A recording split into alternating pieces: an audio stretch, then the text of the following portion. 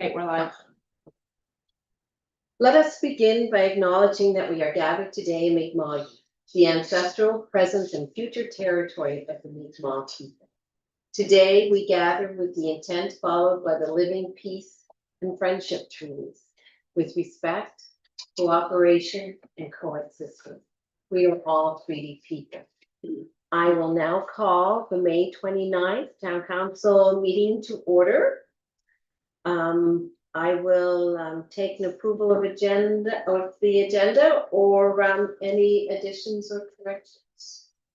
I do have one item to be removed. Item 5.1. And we're just deferring that to another meeting when the chief is available. Councilor Wilson? Just I move that we accept the agenda as provided with the amendment. And second by Councillor Carver. Thank you very much. All of those in favor signify aye. Aye. Opposed, nay. The motion is carried. Thank you very much. Moving on to the minutes, we have 3 sets of minutes. We will do each one separately. So the special council meeting of May 9th, that was a budget meeting, if you recall. Is there a motion? Councillor Carver? I move that the minutes of the special council meeting on May the 9th, 2025 be accepted as circulated. Thank you. Second by Councillor Coffeyman. Is there any questions? No? All those in favor signify aye. Opposed, nay. The motion is carried. All right, moving on to the regular council meeting of May 13th. That seems like so far away. Are there any errors or omissions? Would someone like to move that? I have a couple of questions Okay. about those minutes, but I'm not quite sure. We'll move it. Or are there questions that would change the? No, it's just information. Information. So why don't we move them and then we will just do your discussion. Okay. Councillor Wilson? Move that we accept the minutes of May 13th as circulated. Is there a seconder for that? Councillor Twano? Okay, thank you. All right, would you like to discuss? Yes, my question is about 7.5, the recreational and cultural programming access funding. So there were two motions made, and I can't quite figure out how they fit together. One was that council refer this report to the Policy and Strategy Committee for further consideration.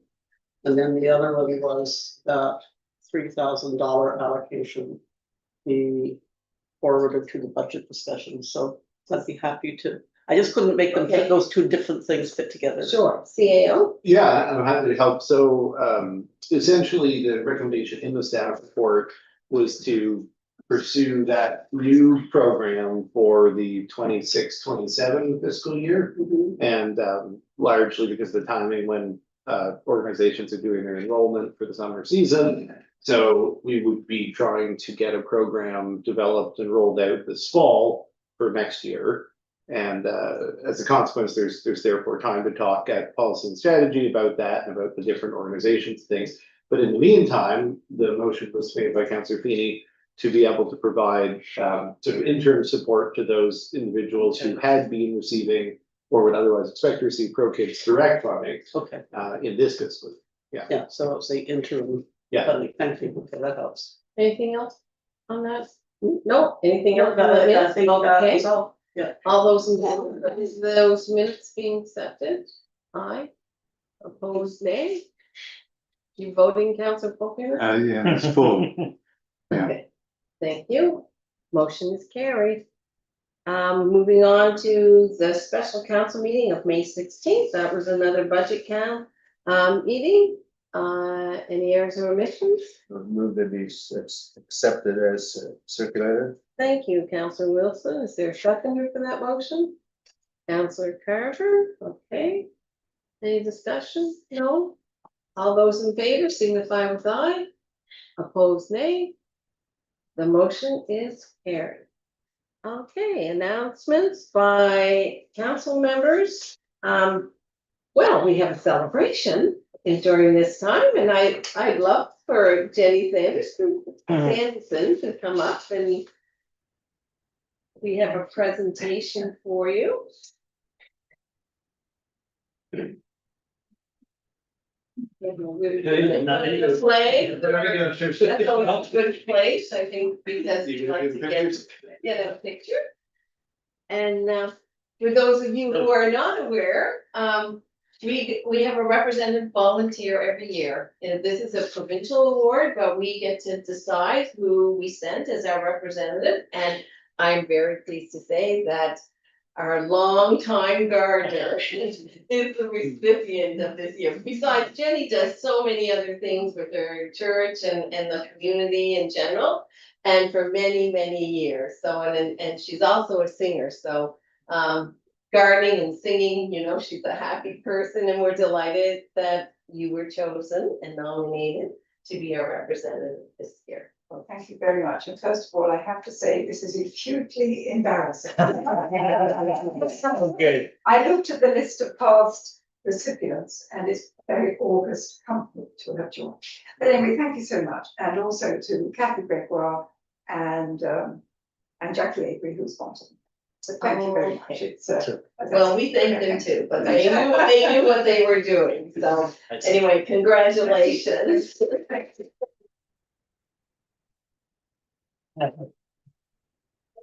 very much. Okay,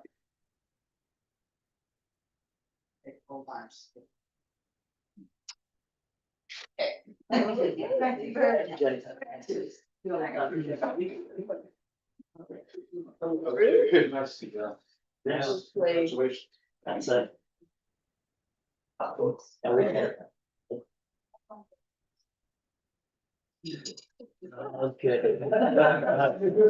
She was fast. Very beginning, it's the new layout. Yeah, exactly. Yeah. Tell her that she gets to go to dinner with the, Oh, right. So we don't have a date for that yet, so we will be letting her know about that and then, well, and as a former recipient in 2010, it is quite an honor to receive that recognition from your community, so. Keep working, counselors, you might get. There's something. Like you don't work hard enough yet, right? But anyway, we appreciate all that you do for the community. Other announcements, I'm just gonna say Bay to Bay Trail is having their AGM on Saturday afternoon. If you want to go, you're supposed to RSVP. I think I had that poster on my Facebook page earlier in the week. And there are rides to the site where they are meeting, and it's on the trail between Mahone Bay and Lunenburg, and it's at the Bay Calf project site where they're doing a project with the Bay to Bay Trail, but they put in 2 new bridges this year and they've done a lot of hard work, so rain or shine, I think it goes on. So anyway, and then there's also the fire banquet on Saturday night, so that's an RSVP event as well. Moving on, is there any other news from council? Anyone like to share? No? Okay, I think it's a big day for some of the businesses on Saturday as well. I think they're doing some special events at some of the shops, and you might check out the chamber site and see what events are happening. Okay, moving on. We have our public input. Is there anyone, no one here for public input? Okay, but we have our presentations and we'll move on to Mahone Bay Wooden, this is the Wooden Boat Society or the War? Wooden Boat Society. It is the Wooden Boat Society, Mahone okay, Bay Wooden Boat Society. okay. Let me sit down. I thought it was the Marina. Well, AKA Civic Marine, the legal, Marine, the legal okay. registered not for profit Oh, is the Mahone Bay Wooden Boat Society. great, So I'm Keith Pomeroy and I'm joined by Greg Little and Bill Wilkinson are both directors of the society as well, and they're here just to correct my errors. I'm not entirely sure how our letter reached council. But I'm certainly pleased to be here to go through the concerns that we had about the proposed scallop farming operation. Mahone Bay generally, and certainly around the islands, is recognized, even internationally, as a superb sailing area. And obviously, anything which will detract from that feature is something to be avoided. The study area that has been outlined by the proponents is massive in size. It covers a substantial number of islands.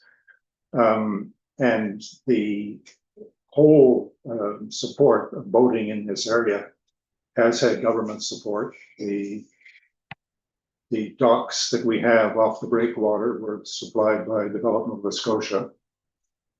We have MICA has got private donors and has done a lot of effort to secure islands for the purpose of having public access. And there's been donations, of course. The locations of these farms is an obstruction to navigation. And the sailboats, it's not just following a channel, it's tacking back and forth, often quite close to islands. Boater tourism is the biggest reason why we have any financial income at all, is that it's a very popular place to sail, including a number of people from Halifax. And again, this year we will have at least 2 very large American cruisers to come up, taking the dock for at least a month. In our assessment, the benefits of this farm are wholly in the hands of the developer. And it's hard for us to see how there's much of a societal benefit. There's a relatively limited employment opportunity. And it's a premium product, which doesn't seem like that's what's going to solve local food security issues. So those are the outline, and we'll kind of go through some of these in a little bit more detail.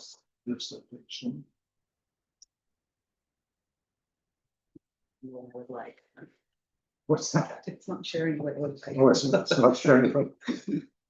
So we did meet, that is, Bill and I did meet with Paul McGuinness and Chad Thorne in an informal session, which was one of the very first, come to the Mahone Bay Center and have coffee meetings. And there were only 5 or 6 of us there, so it was a fairly intimate opportunity to get the full explanation of what they have in mind. They're both keen and motivated entrepreneurs. They have other businesses, which is financing the efforts that they're putting in there. The typical farm that they have in mind is quite large, 120 meters by 120 meters. They need 10 meters of water depth, and they like a mud bottom for the benefit of growing scallops. The staffing is modest. It's only 2 electric boats servicing these farms, 3 employees per boat. And they can only do this in calm waters when the weather is relatively warm. The scallops don't like to be exposed to windy weather, and they don't like to be exposed to cold water, cold air.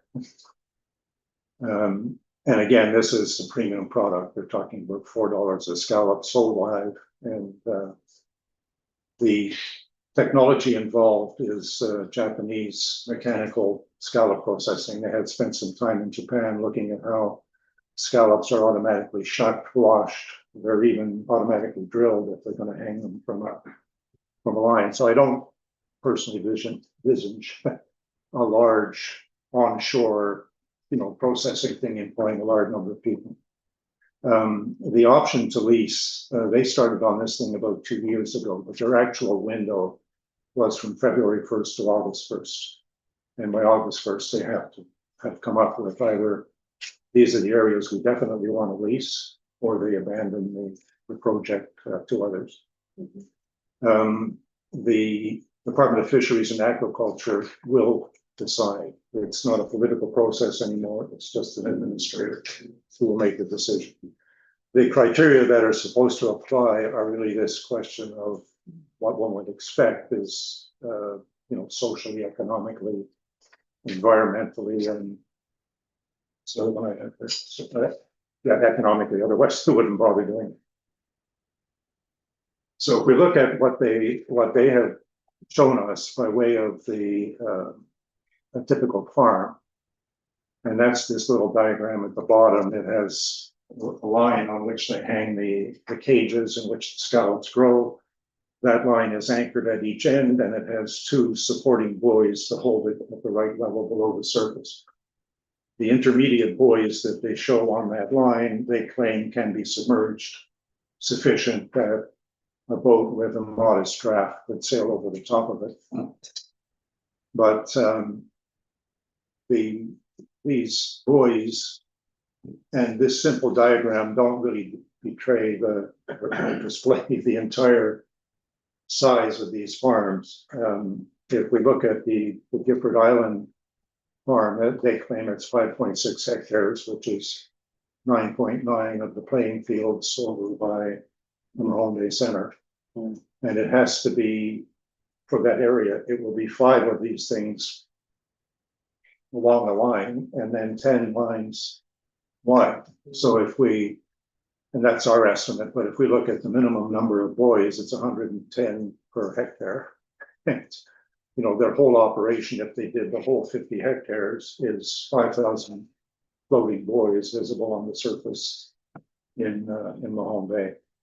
So it's visibly going to be something, even if it was possible to have navigation around it. So talking about navigation, this is a collection of what we have ourselves and what we've had from other boaters, yacht clubs and what have you. So I don't know if it shows well on the slide, but the blue square or rectangle is the entire area that they have applied for. That's their area of study. So it's kind of like a mining staking a claim that they have exclusive access to that area to do their studies. And then out of that, they're trying to select 50 hectares of possible sites, which are the blue squares that are solid blue squares, which are on that diagram. Okay. So the green lines are some of the sailing routes that are used by sailors at the Indian Point Yacht Club for their racing. The red is all of the circuits that are used by Lunenburg Yacht Club.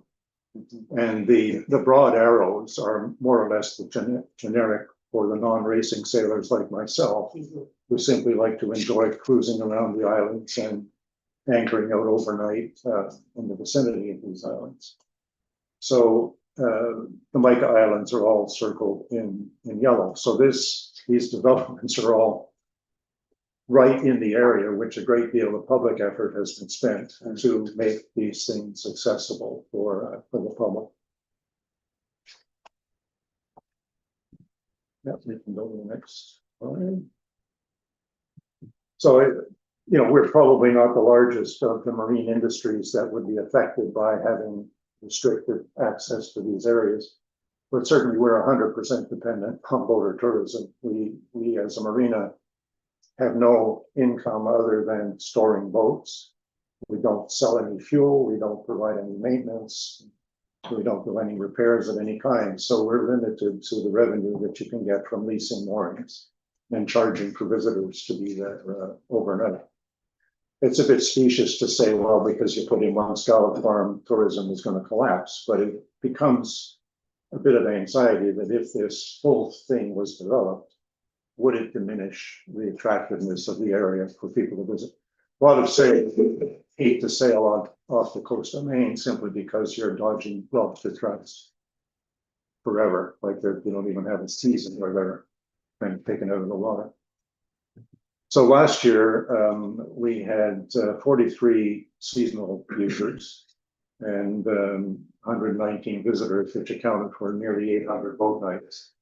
And those are people that spend their time in town, they visit the restaurants, they buy souvenirs, and you know, they do that kind of stuff here.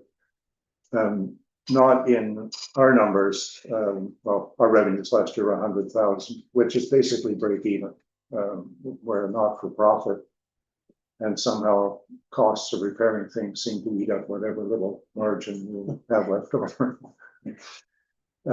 We do employ 6 students, so there's a lot of teenagers. They're getting, you know, a good first year experience. And we start off at 50 cents more than minimum wage. So there's some students have pocketed $5,000 a year out of being an attendant at the marina. And by the way, if anybody knows of any 16-year-olds that would like to work at the marina, we're always welcoming new recruits. So let us know, and we'll make sure that we get an interview. Okay, moving on to how this thing is going to be adjudicated. The administrator is basically now been empowered to, at his sole discretion, make a decision. I did write to our MLA and received a very cordial reply, a long, lengthy response, which I think I'd included in one of the emails, which more or less said, too bad, so sad, I have nothing to do with this, you know, go and talk to the administrator. So the things that he is supposed to consider are the optimum use of marine resources. These are spelled out in the act as to what has to be reviewed prior to the Department of Fisheries and Aquaculture actually making a decision. And, you know, the other ones are perhaps, I put in bold letters, the ones which we felt were the most significant ones for us is the other uses of public water surrounding the proposed agriculture operations and the public right of navigation. So those would be the principal ones where we think there is a major conflict with what's proposed. And I think we're on to the last summary of our concerns here. You know, there is an opportunity for public input, and we felt it was important to let the proponents know right off the bat that we had these concerns, and they welcomed our letter and they responded very cordially with, look, this is extremely important to us to get a, you know, we're not trying to jam this down anybody's throat. So by all means, you know, keep us informed of any other concerns that you have. You know, so that's a kind of a positive input, I guess, from them, but they also are required by the application process to include in appendix every piece of correspondence that they have received, either through public meetings or through letters and so on that have been sent to them. So that was part of making sure that they had our thoughts in writing. As we mentioned at the outset, it's a spectacular place for sailing. Boating of any kind, kayak users, people who want to picnic on the islands. It's not just boat owners. Boating is a local source of revenue for tourism in town and also for our own marina operations. And the scallop farms seem to be in conflict with a lot of stakeholders. I mentioned our interests, but we've got tour boat operators. Some of them have a warning at the marina. All of them expressing this concern that if there were restrictions on where they could sail, it would be unpleasant or even economically dangerous. So, you know, all the economic interests have to be considered when they finally make their decision. So it doesn't appear to be a municipal matter, this scallop farm, but to the extent that the town wishes to or is able to acknowledge that they've had responses from users and there appears to be legitimate concerns about the development of these farms, and we trust that these concerns will be taken into consideration in making a judgment. As I said, in my mind, it's not a municipal matter, but certainly it's the kind of thing that doesn't hurt to have that additional support. So we're open for questions or clarification if you have any. Well, that's great. When you spoke to Mr. McGinnis, did they ask for that area, or was this an area that the province has suggested that they use? Like, how did Mahone Bay, being as popular a site as it is for tourism, how did that become the ideal place to It's my impression, and correct me if I'm wrong, that this is an area that they kind of said, and that the Department of Fisheries and Aquaculture said, okay. Okay, they requested this They area. requested this area. Well, it fits with the idea that they need basically sheltered water, muddy bottom. And so the rocky shores around Mahone Bay don't do it, and the windy side of the islands don't do it, so. Right. The shelter. All right, Council Wilson. I just wondered, you guys know as much about the water out there as anybody telling Moonlight County. Is there any location within that big square that would be acceptable, that doesn't cause navigation problems in your opinion? I think at the first meeting we attended, there were other, I don't know where he was from, but anyways, another gentleman there said, why don't you look at it closer to Round Island, which is outside that area, but it's further towards Chester. Yes, okay. And it's not part of this proximate to, all of this navigation area and tourism and what have you. Now, whether it's rocky or they would find suitable places or not, I don't know. I mean, Mahone Bay is a huge area. And, the 50 hectares that they're looking for, that's 1/6 the area of Mahone Bay, the town of Mahone Bay. I know. And they need, they were talking about 1 million scallops a year. Takes 5 years to grow a scallop, apparently, for the size they need.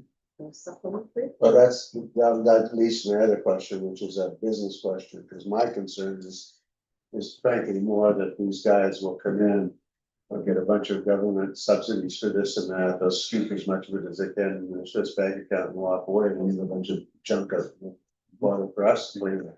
But that, I do digress. But my question is, the mussel farming thing was basically destroyed by the tourniquet? Yes, yeah.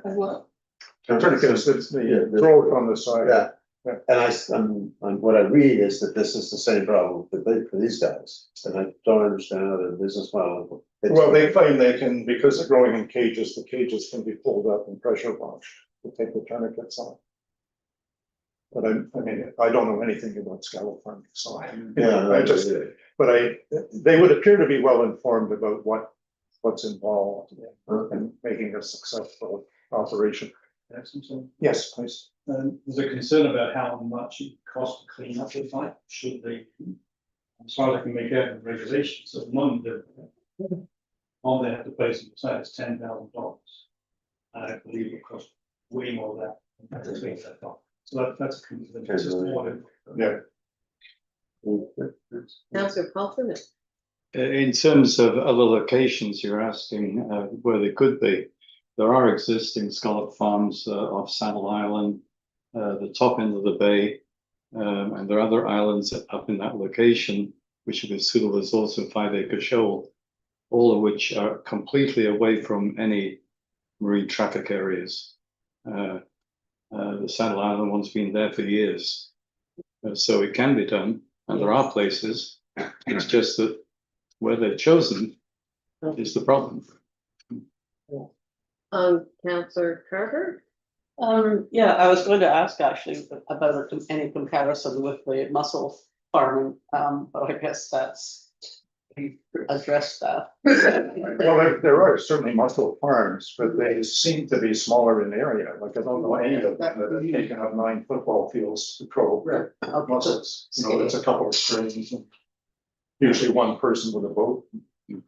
Now, Oh, yeah, I have more. okay, If I may. Do you have, if I understand it correctly, the proponents are looking at this as an option, and if they don't like it, or if they don't like what they hear, they may decide not to proceed with their application. Is that correct? That's correct. So do you have any sense that what you have said to them about the concerns and the problems have gotten through? Have they heard it? Have they? Nope. Not like this. I really don't. Determined. Sorry, no, I really don't know. I mean, we have had no feedback from them that says, "You're persuaded by your arguments.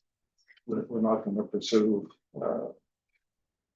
this location." But until we hear from them, or it gets to August 1st, they either have to apply or they ask for an extension. It's not very good publicity if they say, I don't give a darn about what the community. Well, one of them says. is in public relations. Chad is in public relations for several businesses doing And, you know, he said to us, you know, if you hold a public meeting, 9 out of 10 people will tell you no. So they seem to be aware that, you know, there's potentially a lot of pushback from some of these things, and it's hard for me to see who is on the other side encouraging this development. And there's no fish processing plant with 300 employees and saying, oh, that's great, we'll have another source of revenue, or, you know, you're hiring 25 people, that'll be great, it's modest numbers. Is So- not benefiting the community. Well, I mean, that's an opinion. Yeah. You know. Well, as a counselor, I can't see it either. Counselor Feeney and then Paul Freeman. Keith, I thought that was like a really fair and balanced presentation, which is kind of a ongoing theme. I joined Councillor Paul Freeman at the event up at the Mon Bay School a couple weeks ago, and that was not really my first exposure to it. So I know that a lot of people have been going to these meetings over the last several months, but that was really my first opportunity to hear about the project. And you know, I think the tone of the meeting was really respectful, Yes. but I wouldn't want anyone to think that the respectful nature of the conversation was representative of the anxiety. And I think the anxiety was very high. I think there's, you know, a limit from my vantage point there. I've yet to see really any advocacy for the project other than from the proponents. The question is that I have for you is the structure of the government's, the legislation around the decision making. And it seems to me, and this probably is an outcome from the challenges they had around salmon farming, is it seems to me that they've insulated all of the elected officials by creating the aquaculture administrator and enshrining that power for what I understood to be a fairly mid-level position within the department as having the final authority to make the decision. So not the minister, not the deputy minister, not the assistant deputy minister, not the director, the administrator who works for all of these people. Is that your say? Do you share that opinion? Yes. Where? Yes, well, you've met him. Yes, 100%. Mhm. It's one person, many levels down in the organization. And so I think like for all of us in the round, both as individuals, people from the community, but also from the town's perspective, is you wonder like what's the right approach strategically when it seems that the legislation has created this buffer from anybody that we would normally do business with.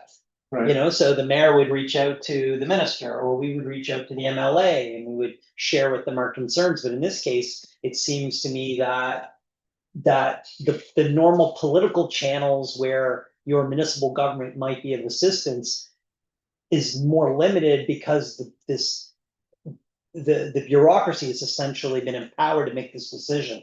And actually, it doesn't even appear to me that they can be vetoed.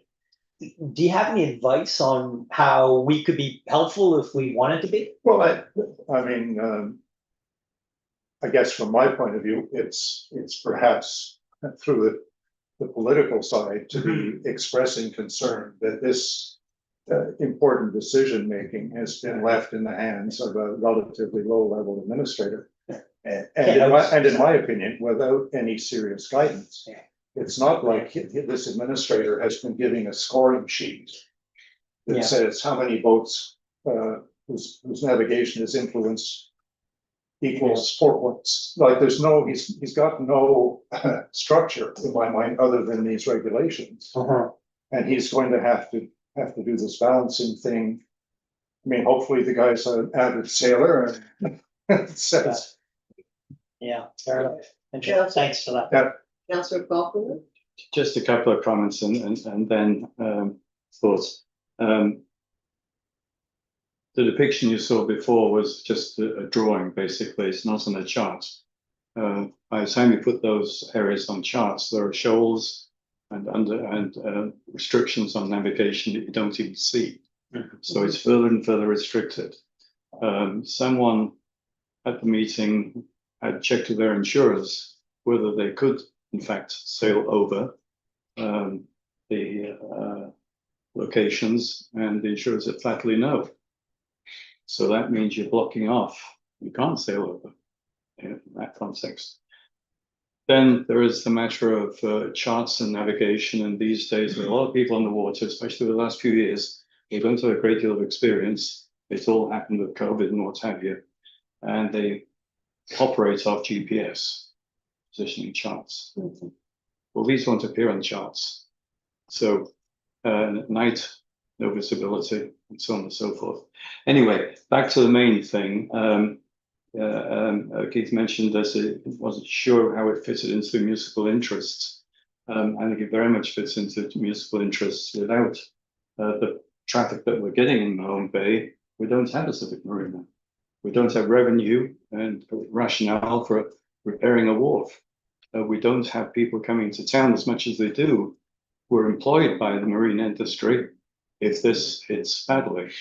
So it's lose, lose, lose for the town if this moves forward. I don't see the gain side to it.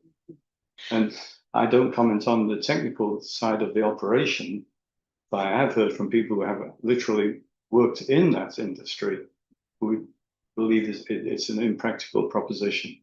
So that's to one side. Oh, Councillor Carver. Thank you. What recommendations would you have should the town decide to submit a letter?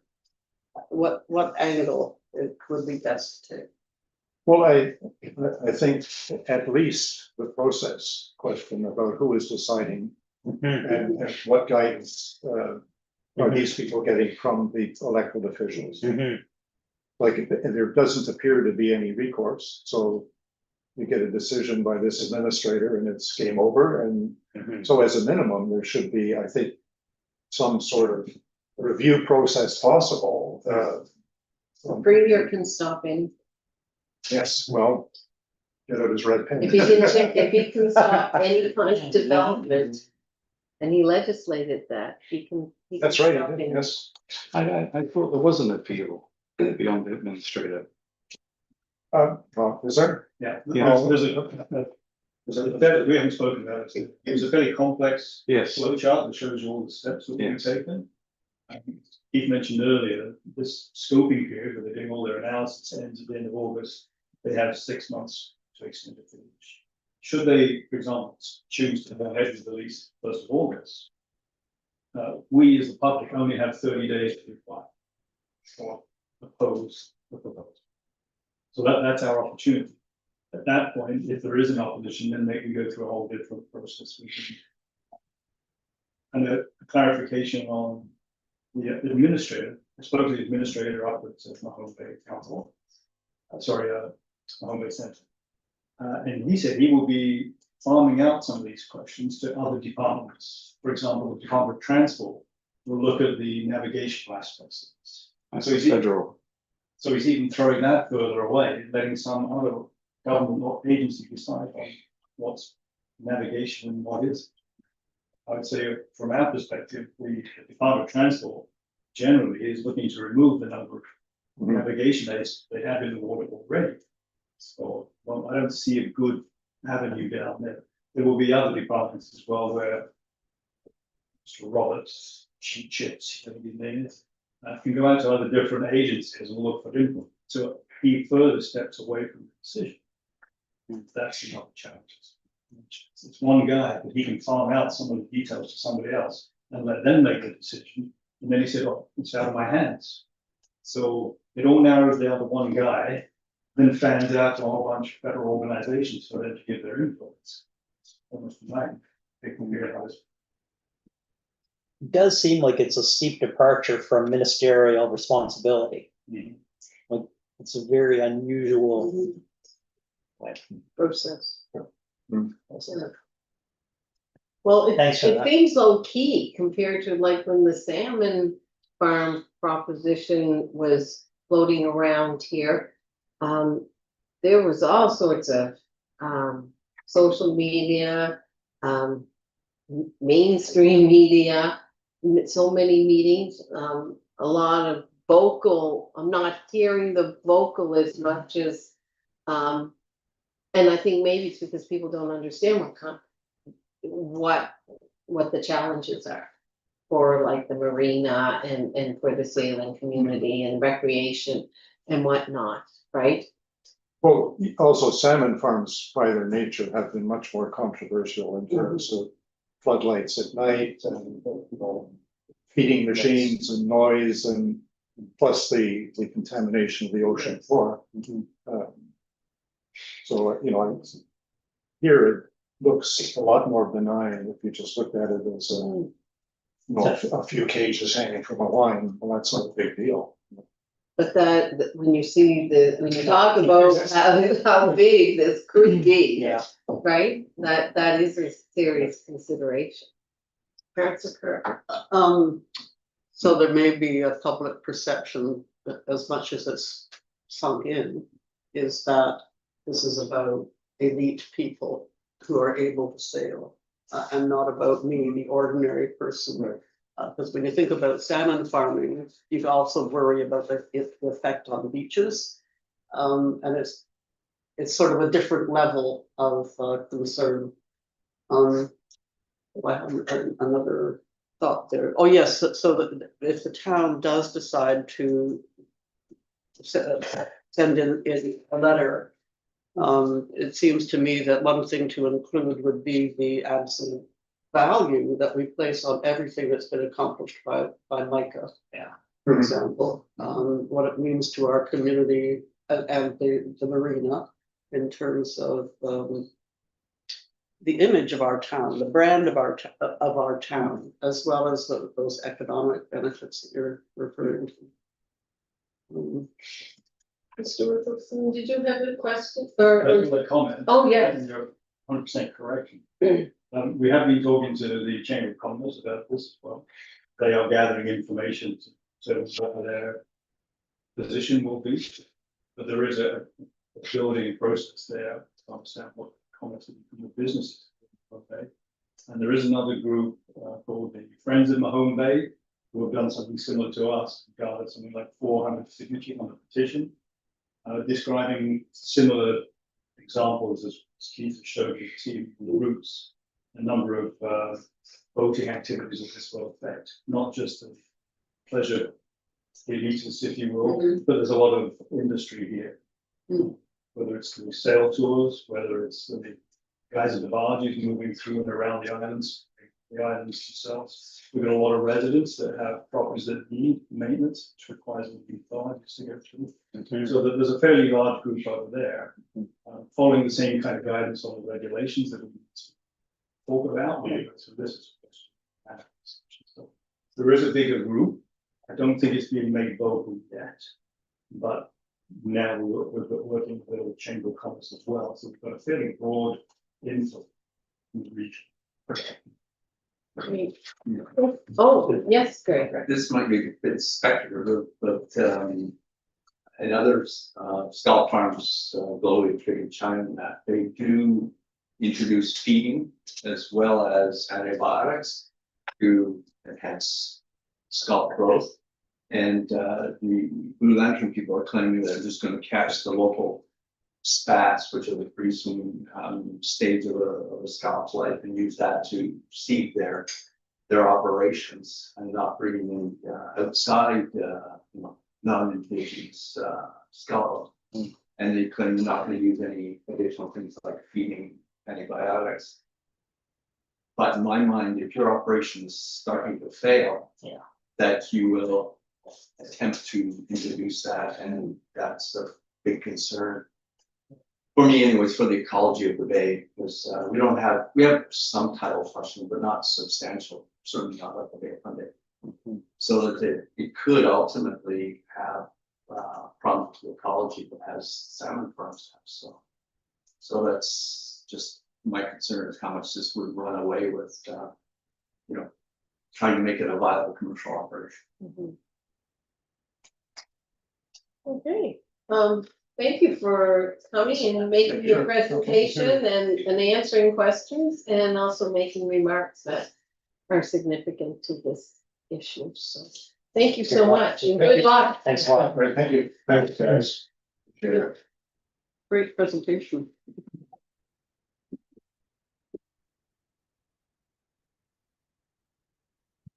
There we go. Thank you. Good night. Aye. Okay, well, that was a good wholesome chat with Jim. We're moving on to correspondences, 6.1, Christopher Quigley.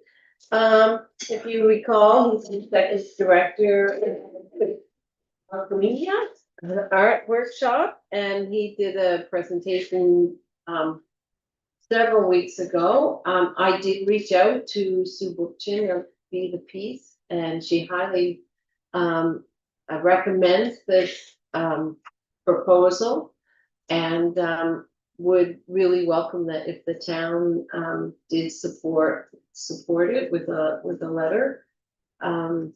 She said it can be a very significant tool that they can use with their work with intimate partner violence and then gender-based violence. Councillor Carter. Is a motion allowed now? Sure. I would like to move that the town provide a letter of support to Christopher Quigley for the Alchemia art workshop that he's proposing. And second by Councillor Twano. Discussion. Yes, Councillor Wilson.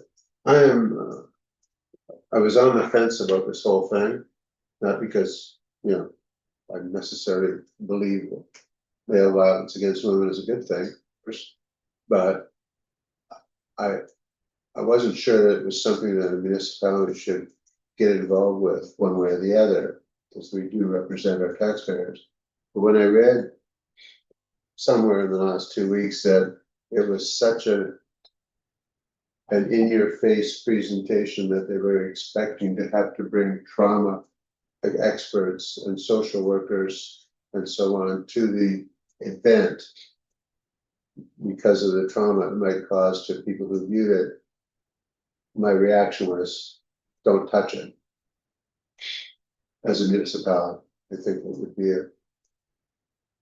I think it's over the top. That's my take on the whole thing. Councillor Feltman, did you have a comment? I generally agree with the viewpoint. I think we're getting outside at least my area of expertise, and I don't know where endorsements begin and end. So I'm not comfortable with an endorsement. Okay. Any other discussion? Councillor Turner? So taxpayers, we just had a lady that died in town. So, we just had somebody that died in town and she was a taxpayer. And, I think that this is something that needs to be, it's not a nice thing. It's, living through any kind of domestic violence. It's a terrible thing to have to go through, but I do think that it's something that needs to be out there because it's traumatizing. It's not just for the woman. It can go either way, but it's also bad for the children and their families, and it affects a lot of people. Yeah, I think we understand. I certainly understand that. It's not a question of whose side are you on this issue at all. It's a question of, is it the role of a municipality to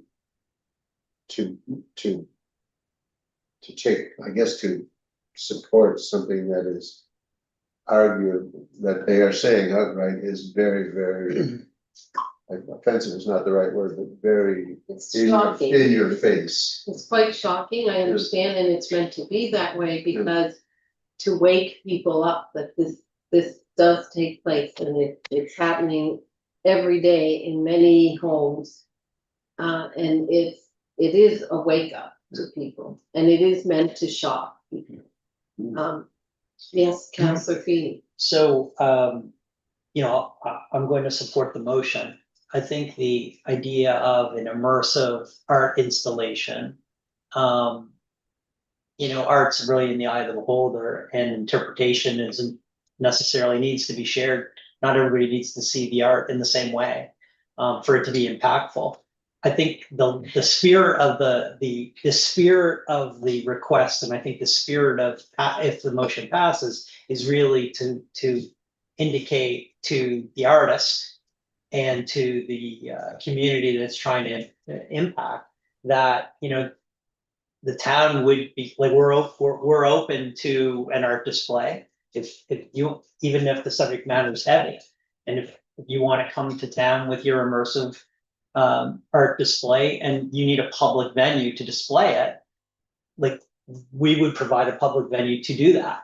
So as far as financially funding it, and I mean, I don't think that's the request. I think the request is, and I really think this dovetails with the overall theme of the last year of trying for council to embrace the passions of the community, like using that theme. So issues that come from the community are born from the community, that are derived from community passions.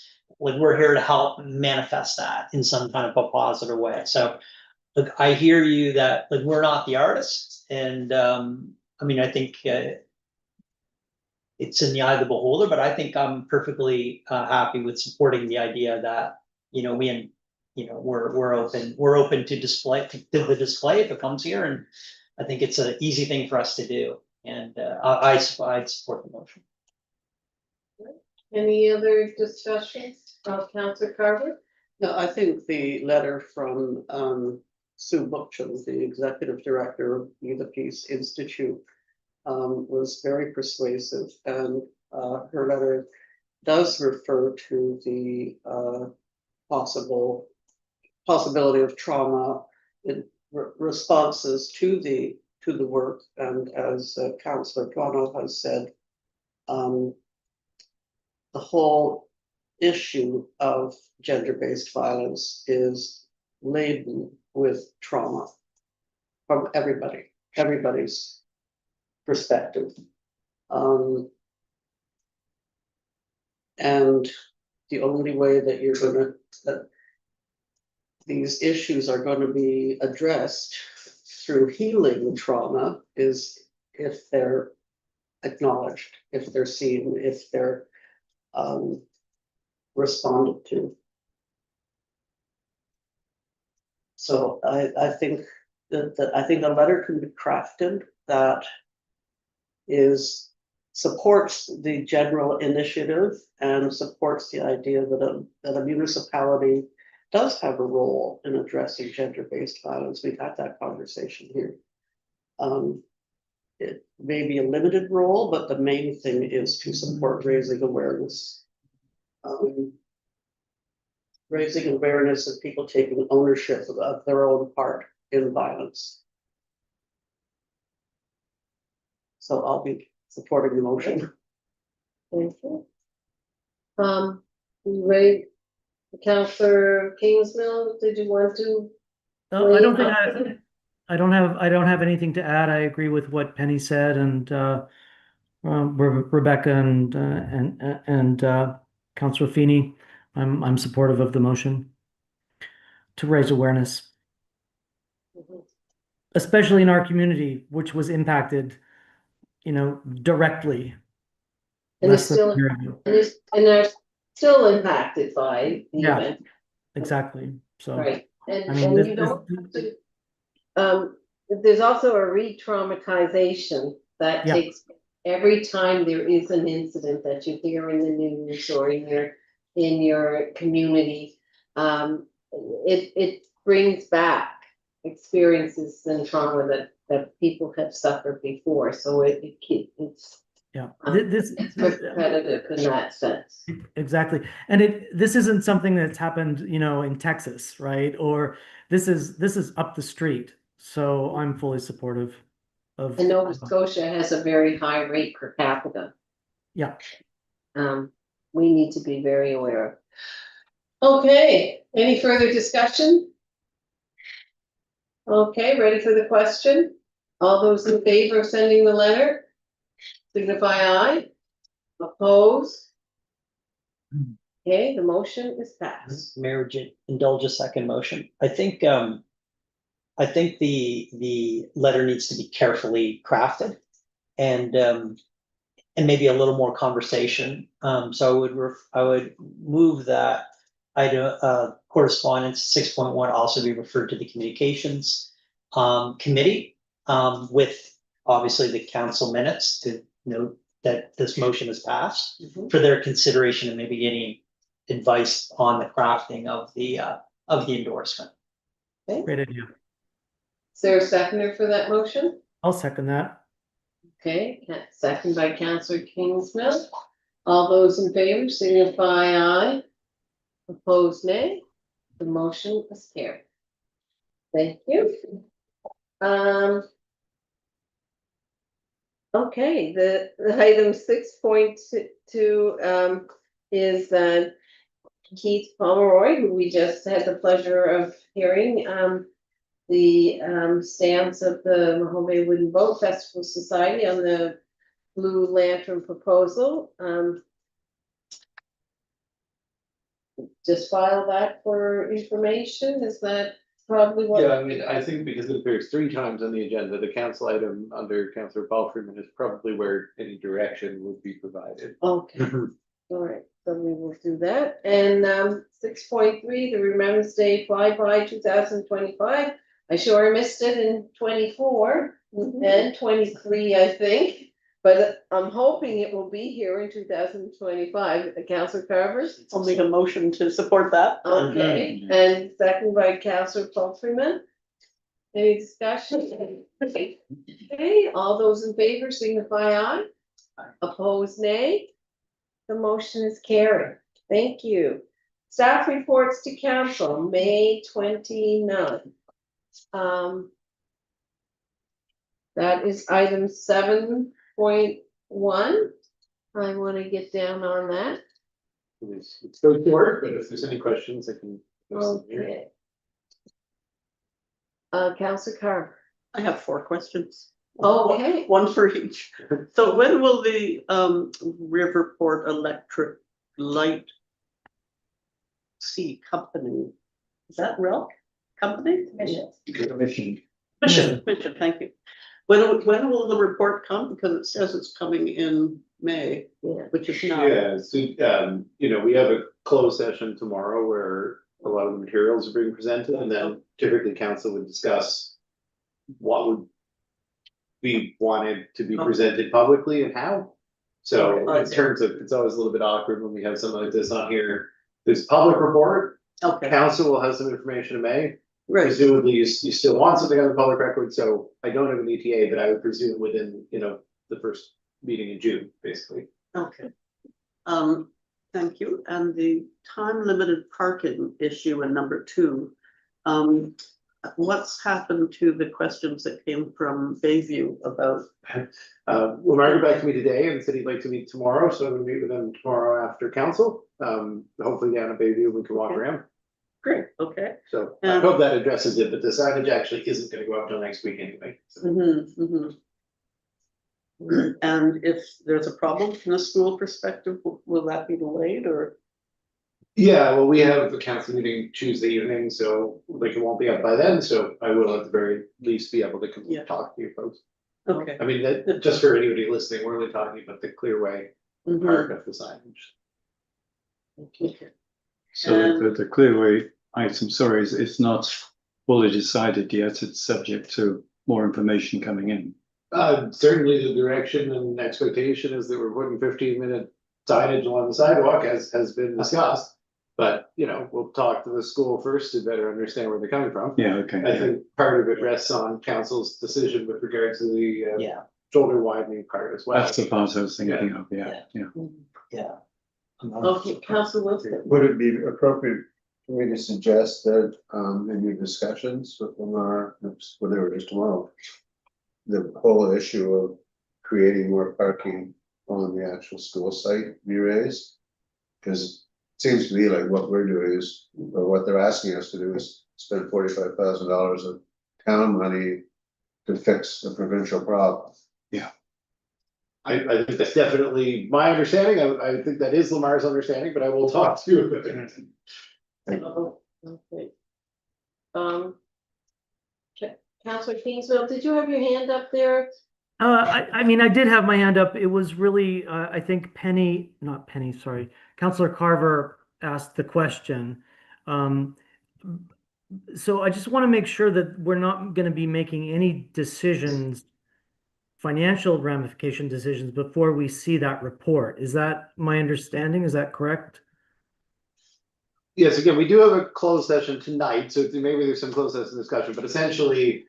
You all are being asked to approve an annual budget, which doesn't include any decisions relative to RELC, so there's nothing in the 26-27 that actually asking for a decision.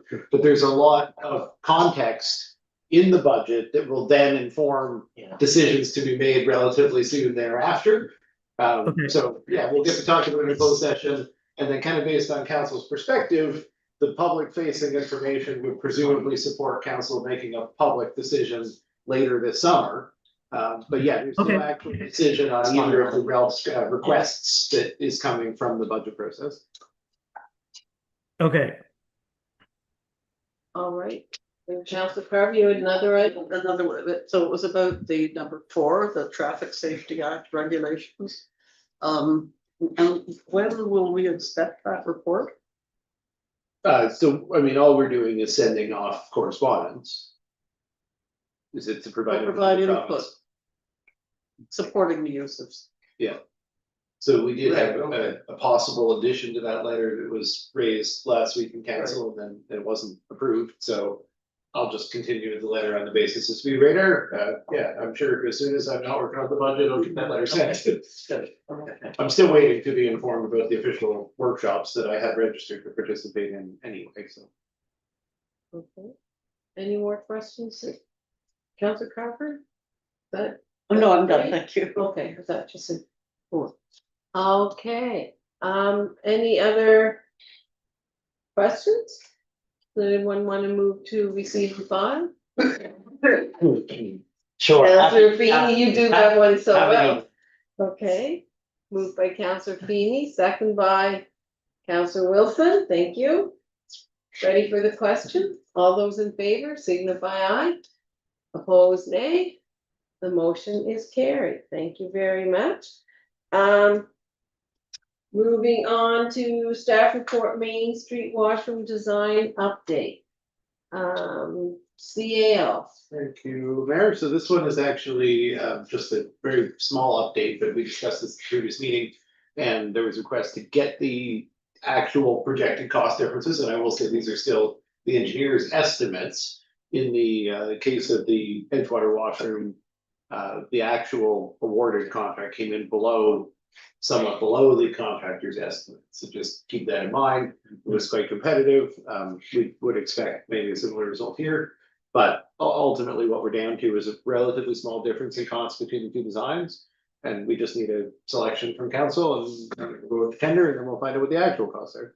Councilor Carver? I would like to move that we accept option 1 as the design for the Edgewater washroom. Second by Councilor Pufferman. Oh, Do you mind if you put it in the format of the recommended motion? It was just to confirm the option and then. Oh, yes, also okay, direct staff to tender. I move that council approve the public washroom designs, Option 1. option 1. As presented, and direct staff to issue the tender for renovation of the public washrooms on Main Street. and you agree to that? Okay, thank you, Councilor Pufferman. Any discussion? Ready for the question? I just want to say, I think it was important to acknowledge that it's important to keep the same number, keep as many washroom stalls as possible. And option 1 offers 3 as opposed to 2. Okay. All those in favor signify by aye. Opposed, nay. Motion is carried. Thank you very much. We're moving on to council items. Heritage property public hearing on 523 Main Street. Who is giving this report? Is this from the Heritage Committee or from the CAO? It was usually the clerk, I think, right? The clerk. It's not a public You all hearing in that sense, Okay. so. Should have talked about it. We should, it was a day. I'm just gonna pull up an email I sent earlier. Just give me 1 minute.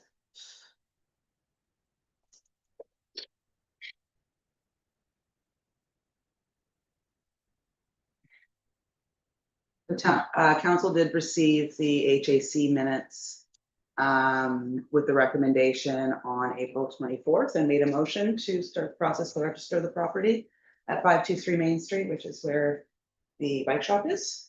So part of that process is a hearing for the owner of the property to be able to speak to the registration if they're opposed to the registration. So they received a registered mail 30 days in advance of this evening. And they're here this evening. And at that hearing, they're the only ones that can speak to the registration. So the next step is if council wishes to proceed with registering the property, you make a motion to register 523 Main Street as municipal heritage property. And then we'll do the paperwork to actually have it registered with the Registry of Deeds and alert the property owner. Councillor Wilson, So moved. so moved. Is there a seconder? Councillor Palfreyman. No, I have a question. Oh, Oh. yes. I don't understand how or why the owner of the property would want to come to a hearing to ask questions about the property that they asked to have ready. They might not have asked. Oh, Yeah. Registration doesn't actually need to be initiated by the property owner. Oh, really? So the hearing would be obviously if the property owner opposes the registration of their property. That's madness, isn't it? You would think, but it has precedent. Any other questions? So I had asked the CAO earlier today for clarification about the whole procedure, because something was lost in my mind. So it hasn't been registered yet. We made a motion to go ahead with the registration, to start the process. So that we can't actually make the decision to have the property registered until after the public hearing, is that correct? Yeah, that's my understanding. Okay. All right, I don't remember that, this whole procedure for other registrations. It's always been the same. It's been a while since we've done it. Practice. When we did the resolution last time, I was like, I think this is gonna now come back for a hearing. Yeah, okay, so when we saw this on April 24th, did we have the statement of significance at that time? Mm-hmm. I think it just kind of came out like just briefly before, there was a little bit of back and forth, but you did have it. There was, yeah, I wasn't at that meeting, so I'm not remembering. Was that the one across the street? Property? No, it's the bike shop. No, the last one we did. And I didn't have time to go back in the minutes and look it up, but I did attach it today, this afternoon, Oh, is to it the there? motion. It's with the motion, it should be there. If you click on the motion, the agenda. I did, earlier, and all there is just a couple of lines. Was this afternoon. It came up tonight for reference points, But but in the future, it will be. Yeah, It will be. anytime that registration is coming, that the statement of significance should come with us, so the council knows what we're actually thinking about or being asked to register. And did the other one, are we still waiting on, sorry, I guess it's probably. That'll go back to the next stage. To call it anyway. It's good as that up. Oh, no, I was just saying, I'm pretty sure we looked at it a couple of months ago, the statement of significance, because the one for 430 Main was slightly wonky. So we were gonna go back and rewrite it at the Heritage Advisory Committee. But, That's right. but this one worked, I thought. That was our. Way back when, I mean, I hard time remembering, but. Okay. So are we ready for the question? All those in favor signify aye. Sure. Opposed, nay. The motion is carried. Thank you very much. And Great work, Heritage Advisory Yeah. Committee. we now have another Blue Lantern Shellfish discussion with Councillor Palfreyman. Oh, yeah. Seems slightly redundant at the moment. Minds aren't made up by now, they never will be. So I would make a motion that, it all depends how we choose to approach this. My sense would be to support the position of the Civic Marina. And And Micah, by all means, if you wish. that was suggested by them here at the meeting, I wrote it down. By all means. And Friends of Mahone Bay. Another group. And will they want to add anything onto that? Because you're talking about process at one point, but process is pretty well spelled out. It's just a matter of waiting it out. This is rapidly becoming a motion that I can't second. Okay. Okay, a very simple motion. I was trying to elaborate on it and then dismiss what I was thinking about. So it's a very simple motion to endorse the submission of the Civic Marina and of Micah, if you wish. Okay, there's seconder. Second. Councillor Wilson, seconds the motion, all right. Any further discussion? Councillor Carver. So I have a procedural question, because I have put a notice of motion down, circled under new business. So my question is, can we make motions on the same day as a presentation? And if we have, and particularly since we haven't had, usually we want to have some background in the agenda for a motion, even though we've had presentations. I'm just focusing on the procedure right now. Okay. Yeah, Yeah, I mean, this was a little bit different because it was on as council item the last meeting. Right. And then the background was stated to be the presentation which took place tonight. And then it was deferred as a council item so that after that presentation, councilors would have the opportunity to discuss. So you did have the presentation, this week's package. So yes, it is a little bit unusual, but that's how it worked its way around. The materials were presented the normal amount in advance and this was deferred from last meeting. So I do think a motion like this one can be in order procedurally. okay. So my request would be, given all that it would be very helpful to have a little summary of that in the motion so that it appears in the agenda, so everybody knows where it came from and so on.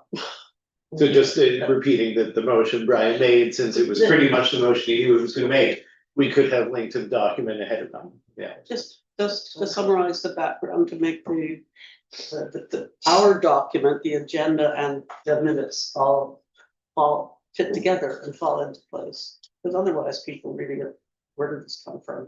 Are you in agreement, councillor? Oh, I don't mind, whatever. I'm lost, sorry. We'll try to prompt you next time in terms of putting the motion that you just made Yeah, in the package ahead of time, because I think we knew what the motion was gonna be. It was gonna be to write in support of the presentation from.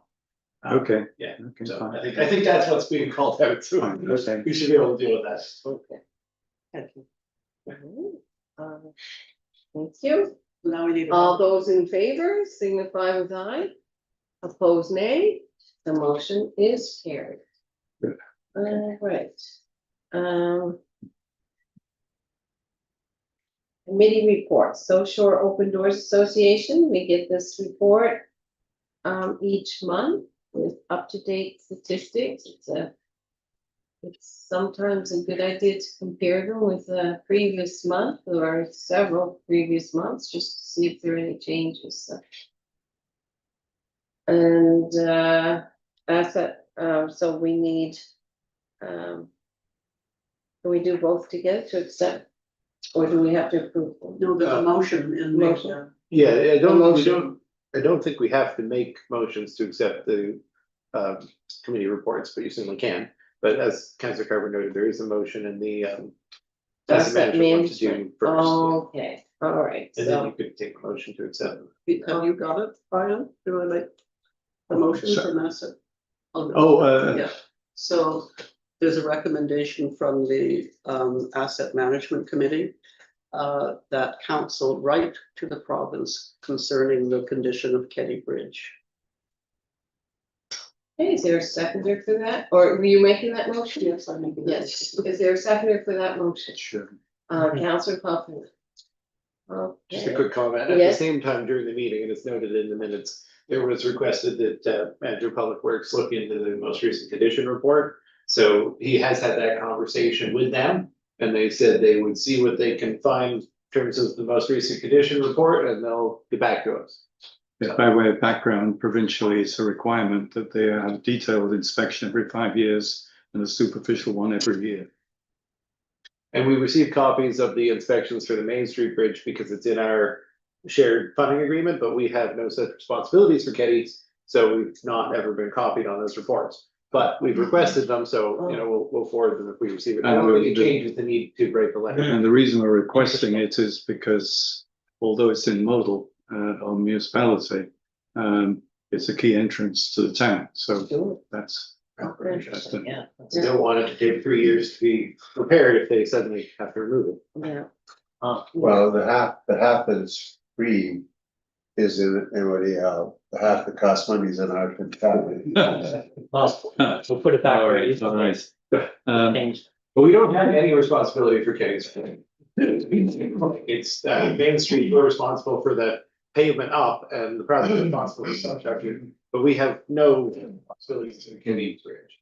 But if they do work on it, it'd be a nice opportunity to deal with the pedestrian safety element too, especially when widening the shoulders coming into town.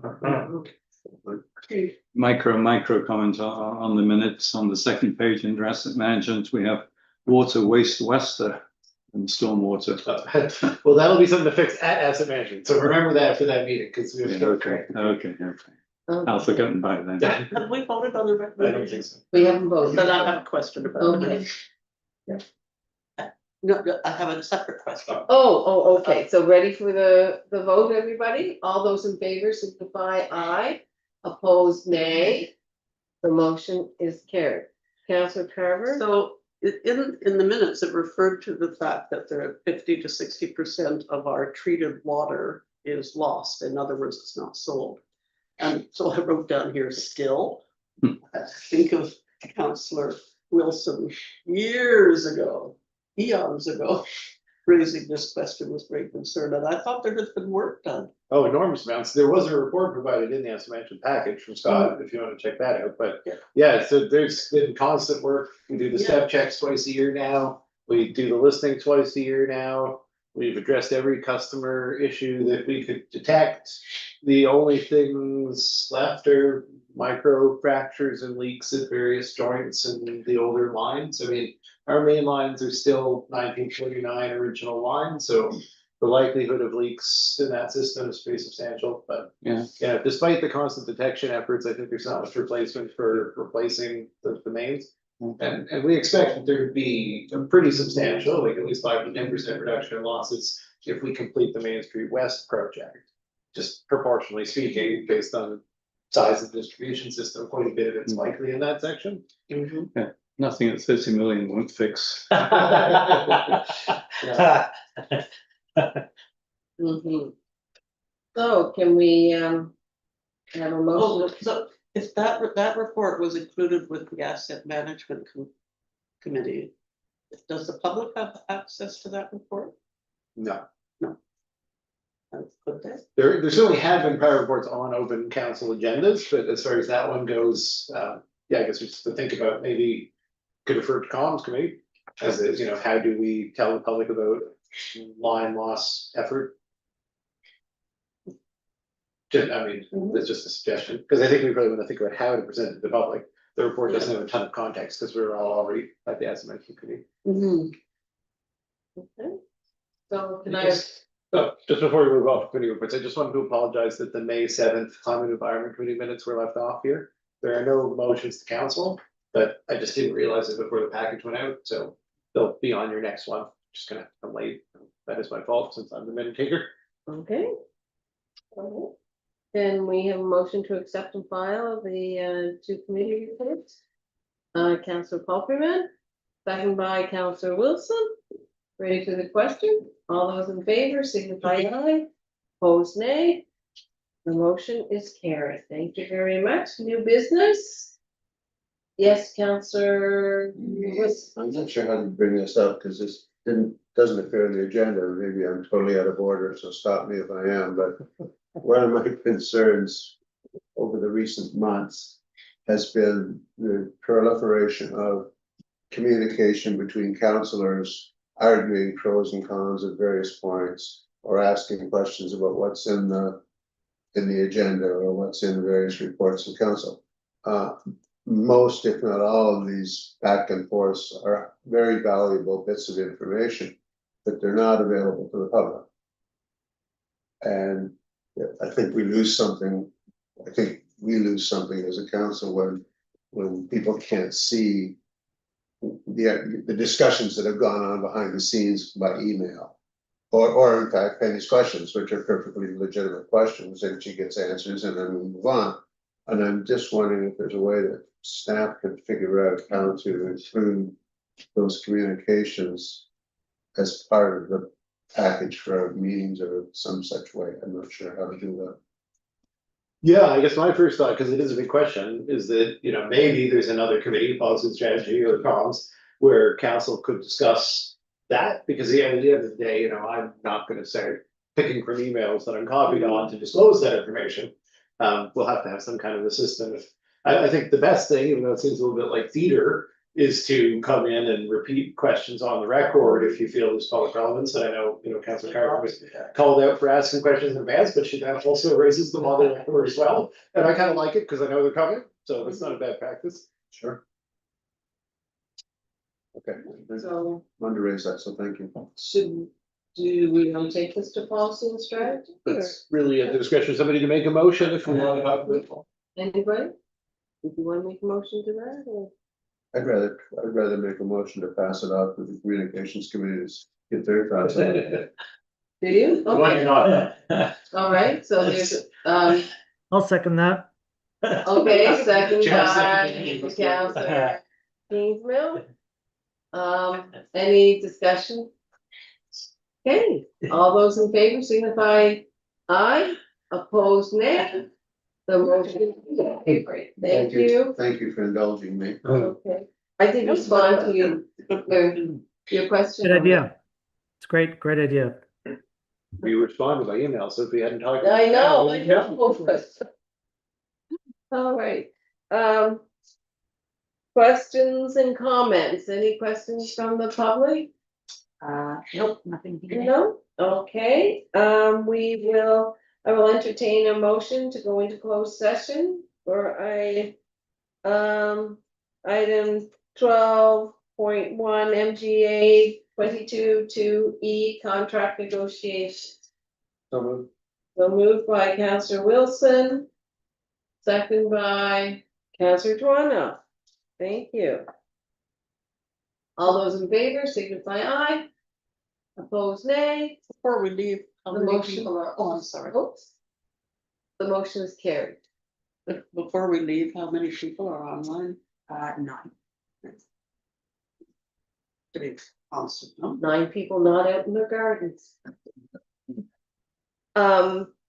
Let's, do you want to take a quick break and then we will, That I'm going to get everybody offline if you Yeah. have.